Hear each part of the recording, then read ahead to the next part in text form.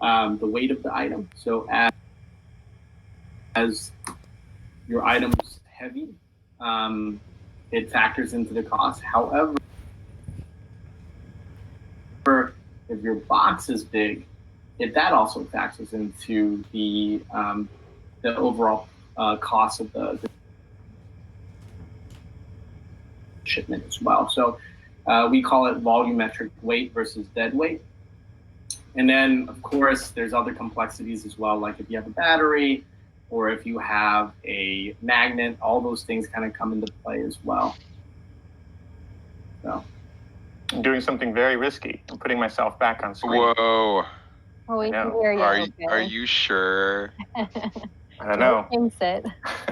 The internet cannot handle how beautiful Jason is. It's just goes in and it's like can't compute it or something. It's also like 2016 computer. That's my guess. Can I get a majority thumbs up? Can you hear me all right? I think our guests are doing great. Yeah, I can hear you. Can't see you yet, but can hear you great. Okay. I can see you. Yeah, I can see you as well. Oh, Okay. That's just me then. Yeah. Okay. I'm not a robot anymore. I'm a human now.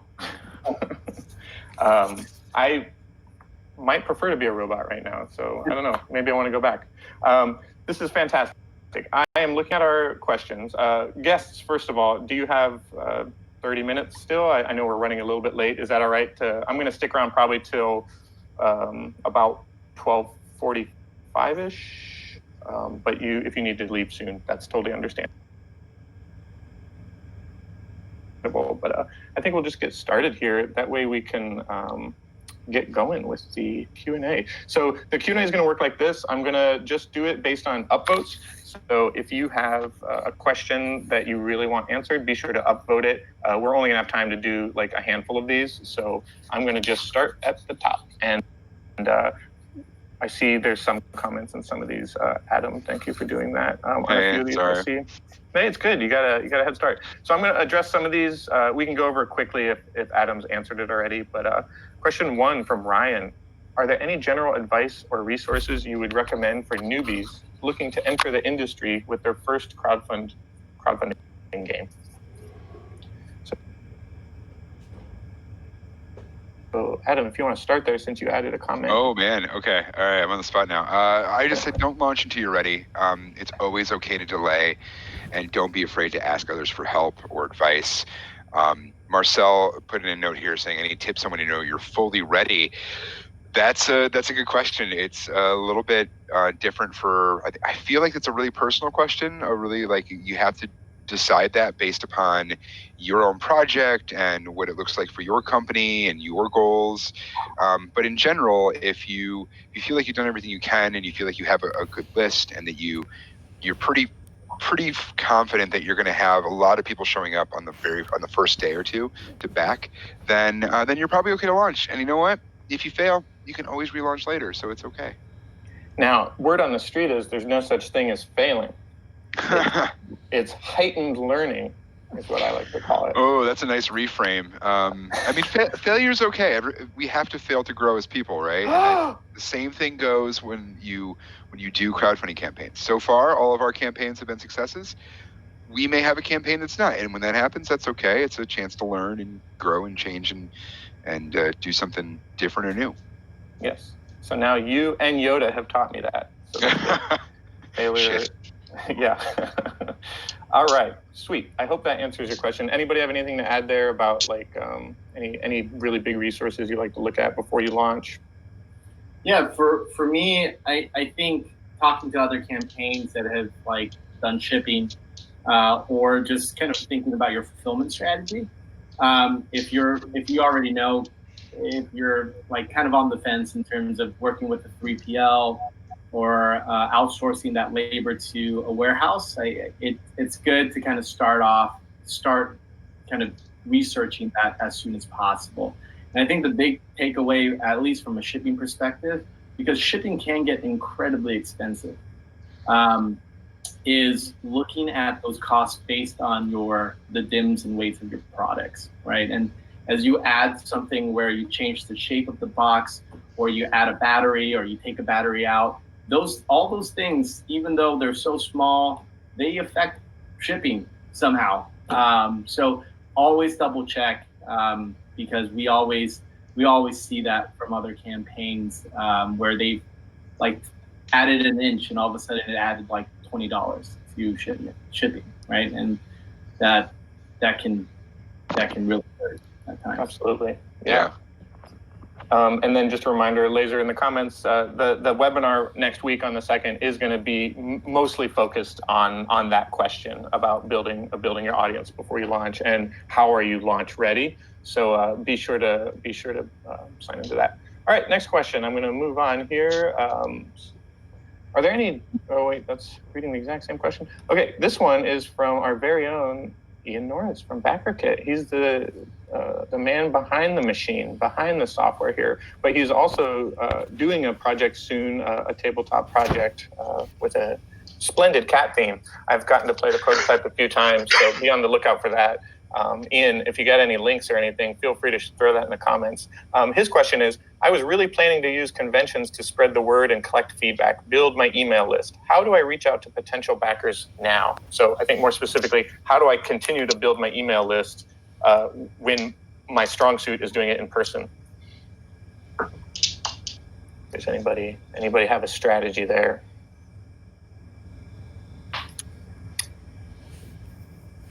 Alyssa looks like she's going to say something. She's close. She's close. We've just built up our email list from like the gaming community. There's so many overlapping companies, and we really build up our email list by taking advantage of the things that BackerKit has to offer, being put in their newsletter and getting more traction from that. Like there's not a whole lot of like what you can do solo. It's very much you have to be building relationships within the community. Because all the fans, like they have their companies that they follow, but they're always looking for new people to follow as well. And it's a lot of word of mouth. Yeah, and I will echo what Alyssa said there about being active in the community. It can be really hard in those communities to feel like you're just like being spammy, but if you feel like you're being spammy, then you probably are. So participate, be a member of the community, talk to them about things. You also can hire some, there are influencers and content creators and groups that are made specifically and they sell packages specifically to help you push your campaign.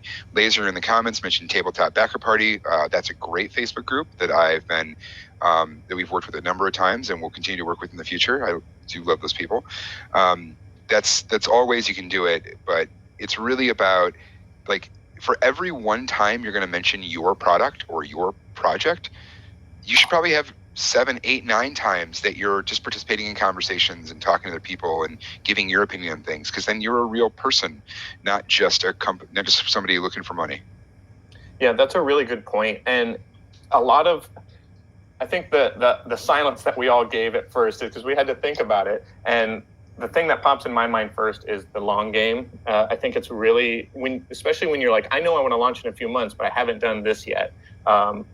Sometimes you just it's okay to delay. It's okay to like, wait a minute. And it's okay to like what Adam's saying is figure out, maybe it's a themed group, maybe it's a tabletop group, maybe it's something that you're a part of anyway. Maybe it's a Discord channel or a forum, and just spend a lot of time in there. And just, it's hard because you want to share your product and you want to be excited about it and let people know about it. But at the same time, like, if that was the world we lived in, it would just be nuts. It would just be like commercials all day long. And, you need to spend some time watching the show. So I think Adam's advice is pretty spot on with engaging with the communities. And sometimes that doesn't always have to be public. Sometimes it could be going to Facebook group, or not Facebook groups, Kickstarter pages that you admire, projects you back that are maybe similar, and asking for help, saying like, hey, I admire this. I somehow got to your page and back to your project. How did you do that? Do you have any like tips for me? Sometimes you'd be surprised how helpful folks are. I can't even tell you. I'm not telling you to spam people on Kickstarter, but if I had a really good question for somebody and I really wanted to answer from like someone I respect, I could message them through Kickstarter. Like if I was a backer of a previous project, perhaps they can see that information. They said, "Hey, you got a message from Ian," and it said they backed your project a year ago for $50 or something, and they have a question for you, sometimes that kind of goes into it. And I always advise to just back projects, follow projects. Even if you back a project for $1, follow their updates, see how they interact with their community, and it can go a long way. And just keep track of all of those strategies and see what works for you, because there's no one thing that works for everybody. Cool. So I think that's great. Thank you for that question. This is a loaded one. So maybe I'll give everybody one. Everybody, what not to do for a crowdfunding campaign. Thank you, Hernando, for the question. But for the sake of time, let's start with Alyssa, Adam, Stephen, and then myself, and we'll just say one thing that you should not do. Don't keep your backers in the dark. Your backers it's not just like going to a store and buying something and they take it away. They gave you however much money, and for months on end, they don't have anything in their hands. So they need to be active, or they need to be active on every step that you're taking throughout the process. Even if nothing's new, there's nothing new to report on, they need to know that everything's going on as planned. The more you keep them in the dark, the angrier your backers are going to be. And it's not good for future campaigns to have just on your Kickstarter comments, people go back and there's just a bunch of angry backers. People don't want to see that. That's great. That's perfect. Adam? Be visual with your campaign. Writing a wall of text on your Kickstarter page, writing a wall of text in your emails, probably isn't going to work.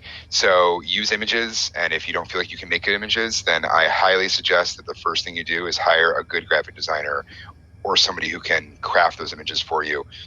Whether you pay them or you do a trade of work, or you give them a game, whatever you can work out with them, it's going to be up to them what they can do. But looking good and clean and being short and concise with what you are putting on the page, that goes a long way to somebody making the choice to say, yeah, I'm going to back this thing. Excellent. Stephen? For me, it's probably don't avoid that temptation of just taking the cheapest shipping solution, right? I think there are going to be times where... Amen. I hear from a lot of campaigns where they go, hey, like, I did this on my first campaign, and all of a sudden 50 packages got lost. There are 50 backers that will come at you with a lot of comments, and you want to have an answer to that. And if you pick sometimes the cheapest solution, you just won't have any tracking to that. And it can cause a lot of headaches. Stephen, have you heard of Easy Ship? Yeah. Okay.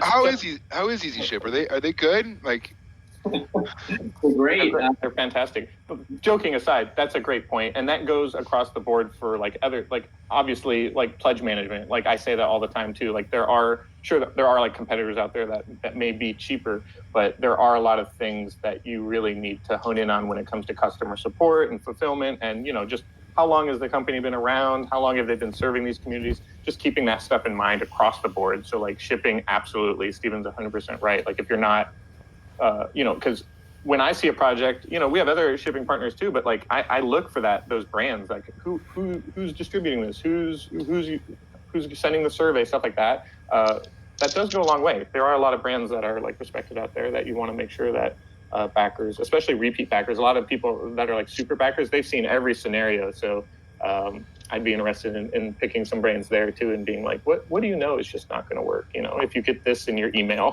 from a company. And then lastly, I'll just throw in my 2 cents.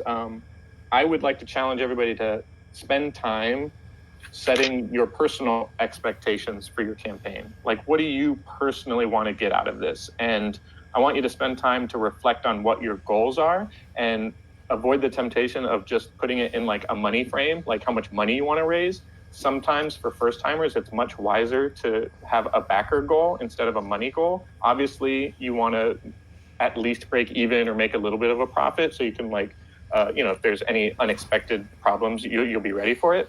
But I ran my first board game project recently, and once I kind of like said, I want 500 backers. If I get 500 backers, that's a lot too, but I'll be super happy. I got like 415, but I was still really like happy with that because my goal was 500. So I was really trying to do that, and I spent less time worrying about the money. I did my due diligence and made sure the budget was correct and that I wouldn't like go in the hole or anything. But at the same time, it was more about breaking closer to even and building a foundation of backers that are going to turn into my true fans. These are people that'll probably back me for quite some time. So yeah, just think about that.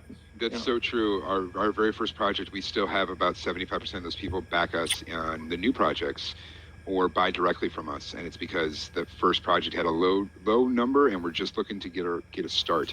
So don't feel like you need to have the $1 million Kickstarter in the first idea. Yeah. You probably need like a $10,000 Kickstarter in the first idea. That is an achievement in itself. Just remember, like the by stats, it's like 34% of projects at launch get funded. The rest need to try again or and that doesn't always mean you have a bad product. That might mean you just didn't research your funding goal or your reward tier structure or like your just your overall campaign. So building your audience. So stuff to keep in mind. But yeah, thank you, everybody. Let's do, thank you for the question, Hernando. That was a good one. It's a loaded one. Annabelle says, when should you consider crowdfunding a game? Tips to keep expectations for both backers and the project team, scope and amount of work manageable. So I think we've covered a decent amount of this, but when should you consider crowdfunding a game? Like when you're ready. If anybody wants to add to that. I can add to it. So we're a fairly successful company. We have a decent following. We've been around for about 6 years now, but we still use Kickstarter for pretty much every game that we make, as long as it's a big enough one. Just because Kickstarter's largest platform is the gaming platform. It's a good way of just getting your name out there and getting your new game out there and people knowing about it. It's marketing for you. Absolutely. Yeah, Kickstarter is really about it's about the marketing. Melissa's spot on it. You can't access an audience that cares this much about games and is this willing to spend money on them at this early stage, really anywhere else. And I saw somebody mention Indiegogo at one point, one of the questions. And yeah, I mean, that's another platform. It's a possibility, but it does not nearly have the clout, the reach, or I guess the sense of security that a Kickstarter has. For tabletop, yeah. For tabletop. I think doing some research on the platforms that you're using, depending on your category, because if we're doing a webinar on like other platforms like hardware, tech, or design, stuff like that, I would totally recommend Indiegogo as a platform of choice in that respect. But there's no joke, for tabletop board games right now, the party seems to be on Kickstarter. There's just so many success stories after 10 years of projects on Kickstarter. But yeah, that's definitely true. All right, let's see. The next question is from -0. What are common things that people forget to account for when calculating how much they need for a project? So I think we've covered some of this. Shipping is definitely one, as Stephen was saying. So let's talk about funding goal for a second. Like when you're planning your funding goal, you're obviously production, you're obviously doing shipping, any partners, artists that you may have for the game, marketing, like Adam's saying. So I think those are all kind of the baseline things. Is there anything anyone wants to add for like planning your funding goal or your budget? Yeah, for me, outside of just shipping, it's also just taxes and duties as well. I mean, if you want to do like an EU friendly or a US friendly, I mean, any of those friendly shippings, like you have to account for import duties and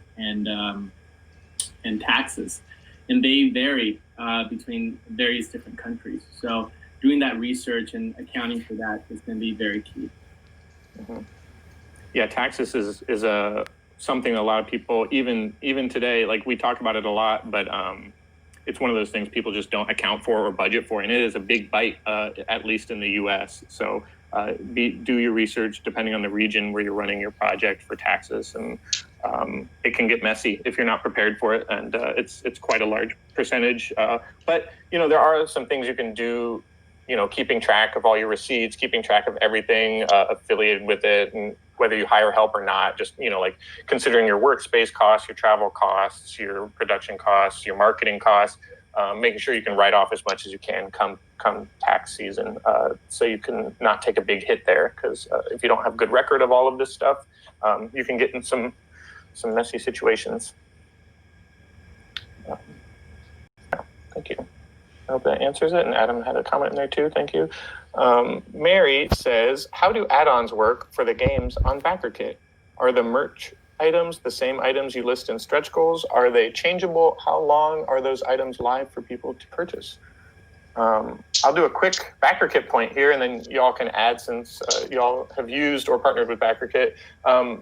As we said earlier in the presentation, add-ons are things that you can share them throughout the campaign and have them listed, and people can choose them there. But typically, add-ons are something that you put on your survey that you send backers once your campaign's over. So when they're checking out, they can add on extra items. An add-on might be a second copy of your game. It might be an expansion. It might be a pin or a patch. And those add-ons are going to be added to their list. So when they pledge, say you pledge $50 on BackerKit and then you get your survey, that $50 is going to be accounted for and your balance will be zero, but then you can pay again through your survey for some people pay for shipping later too. So when you're going through the process to charge for shipping, they can tack on all those extra items and create a custom bundle that they can make to get exactly what they want. Whereas Kickstarter reward tiers are pretty streamlined, and it's like you're getting this, or this. BackerKit survey allows you to customize that as a backer and get exactly what you want and how many of those items that you want, usually at a either discounted or exact, as in the same price as what it was on Kickstarter, depending on the creator. But you have full control over that. You can set the prices for your items. Maybe they go up a little bit after the campaign. Highly recommend don't making them go down so you don't alienate your original backers. But you have full control over that. You can add any items you want to the pre-order store that Adam was mentioning, or to the add-ons. So if you have extra items that are directly linked to your project, you can sell those. And you can put quantity and time limits on them. You can even add stretch goals in the survey process and the pre-order store process. So if you almost made a stretch goal but didn't quite get there, you can continue that trajectory through BackerKit, which is a really valuable thing for a lot of people that have a really in-depth stretch goal plan. Anything anyone wants to add to that? Yeah, I can add a little bit. So talking in terms of stretch goals for lay-waste games, typically a stretch goal is going to be something that's going to improve the game. So maybe if we hit a certain number, we're going to add gold foiling to the box, or we're going to upgrade the components. They're typically not so much like add-on pieces or standalone pieces. And then the things that you can add on into your in the pledge manager afterwards are things that they can be games or products that already exist and that you're already selling, or they can be items that are you're pre-ordering essentially. So you can have a mixture of both of those. Mm-hmm. Absolutely. All right, Rosie's got a question about shipping here. We want to do friendly shipping to the main areas, EU, UK, USA, Canada, Australia. Do we have to use fulfillment companies located in each of these places to make that possible? Or is it okay to do it with blah, blah, blah, how fulfillment company processes the shipping? So basically, do you have to do it in the region, or can you, as Easy Ship, work with that?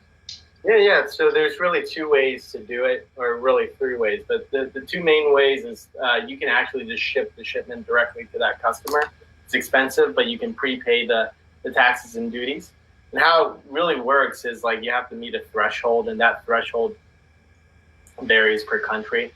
But you can send it DDP, or duty delivered prepaid.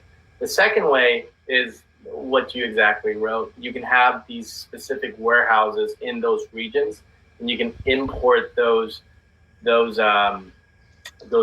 inventory into those specific warehouses to then be shipped out. But you have to pay for the import duties and the VAT on that. The third way is something like what Easy Ship has built, that ocean injection, where it becomes, even though we have fulfillment partners in those regions, it's a temporary solution for you to not sign any long-term contracts, but we still kind of interact in a very similar way, where you can still get the EU-friendly, UK-friendly, etc. without kind of, working with 5 different warehouses, 5 different drayage companies, 5 different brokers, etc. Absolutely. Yeah. Thank you. Yeah. Definitely something I could not answer. So I appreciate that. And I just want to let people know in the comments, Adam is practicing a good way to promo your pre-order store in a comment section. He's interacting with the community. Somebody asked for it, and then he delivered it. But he didn't just start with that. He threw it in later. So No, I'm picking on you a little bit, but at the same time, okay. It's totally acceptable, and that is actually a really good way to do it. These are like strict examples of what we're specifically talking about. So take notes, everybody. Adam's doing his job really well. Let's see here. Also, right. Layways does offer some great pins. So I see what you're doing. Now you want the Layways. Drop a link, Alyssa. Oh my Sleepy God. Games.